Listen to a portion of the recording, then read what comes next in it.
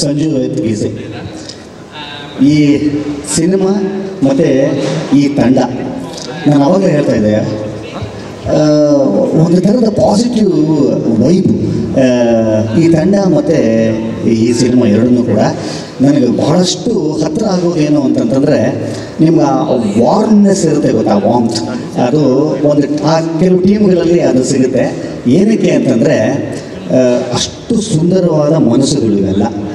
ಆ ಥರದ ಒಂದು ಸುಂದರವಾದ ಮನಸ್ಸುಗಳಿಂದ ಮಾತ್ರ ಈ ಥರದ್ದೇನೋ ಒಂದು ಸಿನಿಮಾ ಆಗಲಿಕ್ಕೆ ಕಾರಣ ಆಗತ್ತೆ ಅಂತ ಅನ್ನೋದಕ್ಕೆ ಈ ತಂಡನೇ ಸಾಕ್ಷಿ. ಅದಕ್ಕೆ ತುಂಬ ದೊಡ್ಡ ದೊಡ್ಡ ಮಾತಾಡಿದ್ರು, ಅಷ್ಟು ದೊಡ್ಡವನು ಏನಲ್ಲ ನಾನು. ಆ್ಯಕ್ಚುಲಿ ನಾನು ಡೈರೆಕ್ಟರ್ಸ್ ಆ್ಯಕ್ಟರ್ ಅಷ್ಟೇ. ಒಬ್ಬ ನಿರ್ದೇಶಕರು ಏನು ಹೇಳ್ತಾರೋ ಅದನ್ನು ಅಚ್ಚುಕಟ್ಟಾಗಿ ಮಾಡುವಂಥ ಪ್ರಯತ್ನದಲ್ಲಿರುವಂಥ ಕಲಾವಿದ ಅಷ್ಟೇ ನಾನು. ಇವತ್ತು ಶರಣ್ ಏನೇ ಆಗಿದ್ದಾನೆ ಅಂತಂದರೆ ಅಷ್ಟು ಜನ ನಿರ್ದೇಶಕರಿಗೆ ಸೇರಬೇಕಾದಂಥ ಕ್ರೆಡಿಟ್ಸ್, ಅದು ಅಷ್ಟಕ್ಕೆ ಮಾತ್ರ ಇಲ್ಲಿದ್ದೀನಿ. ತುಂಬ ದೊಡ್ಡ ದೊಡ್ಡ ಮಾತುಗಳದು, ಯಾಕಂದರೆ ಈ ಥರದ ತಂಡ ಇದ್ದಾಗ ಮಾತ್ರ ಈ ಥರದ ಒಬ್ಬ ಕಲಾವಿದ ಗುರುತಿಸ್ಕೊಳ್ಳಿಕ್ಕೆ ಸಾಧ್ಯವಾಗುತ್ತೆ. ಎರಡನೇ ಭಾಗ ಆಗ್ತಾ ಇದೆ ಅಂತ ಅನ್ನೋದಾದರೆ, ಇದು ನೀವೆಲ್ಲರೂ ಏನು ಖುಷಿ ಪಡ್ತಾ ಇದ್ದೀರೋ ಇದಕ್ಕಿಂತ ಹೆಚ್ಚು ಖುಷಿ ಪಡ್ತಾ ಇರೋವಂಥ ಇನ್ನೊಬ್ಬ ನಾನು. ನನಗೆ ಇವ್ರ ಬಗ್ಗೆ ಬಹಳಷ್ಟು ಕುತೂಹಲ. ಏನಕ್ಕೆ ಅಂತಂದರೆ, ಜೊತೆಯಲ್ಲೇ ಆ್ಯಕ್ಟ್ ಮಾಡ್ತಾ ಬೆಳೀತಿದ್ದವರು.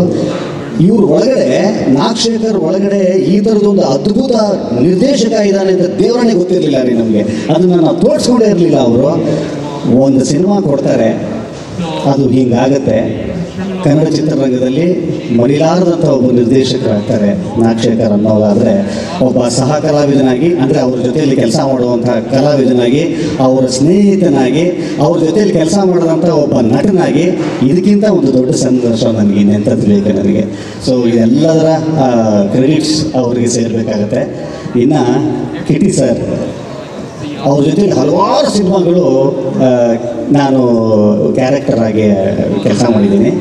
ಅದೇನೋ ಗೊತ್ತಿಲ್ಲ ರೀ, ಈ ಮನಸ್ಸಿದೆಯಲ್ಲ, ಯಾವತ್ತಿಗೂ ಕೂಡ ಇವತ್ತಿನ ತನಕನೂ ಕೂಡ ನನ್ನನ್ನು ಮೊದಲನೇ ದಿವಸ ನಾನು ಹೆಂಗೆ ಕಂಡ್ರೋ ಅದೇ ಥರನೇ ನನ್ನನ್ನು ಕಂಡುಕೊಂಡು ಬಂದಿರೋವಂಥ ಒಂದು ಸುಂದರವಾದ ಮನಸ್ಸಿದು. ಇವತ್ತು ಅವರ ಟ್ಯಾಲೆಂಟಿನ ಬಗ್ಗೆ ನಾನು ಹೇಳಲೇಬೇಕು. ಒಬ್ಬ ಕಲಾವಿದನಾಗಿ ಅಸೂಹೆ ಬರುವಷ್ಟು ಟ್ಯಾಲೆಂಟೆಡ್ ಕಲಾವಿದರವರು. ಒಬ್ಬ ಕಲಾವಿದನಿಗೆ ಅಯ್ಯೋ ಗುರು ನನ್ನ ಕೈಲಾಗಲ್ಲ ಈ ಥರದ್ದು ಅನ್ನೋವಂಥದ್ದು, ಇದು ಒಂದು ಸ್ಟೇಜ್ಗೋಸ್ಕರ ಇವತ್ತು ನಿಮ್ಮನ್ನೆಲ್ಲ ಮೆಚ್ಚೋದಕ್ಕೋಸ್ಕರ ಮಾತಾಡ್ತಿರೋವಂಥದ್ದಲ್ಲ, ಇಲ್ಲಿಂದ ಬರ್ತಾ ಇರೋವಂಥ ಮಾತಿದು.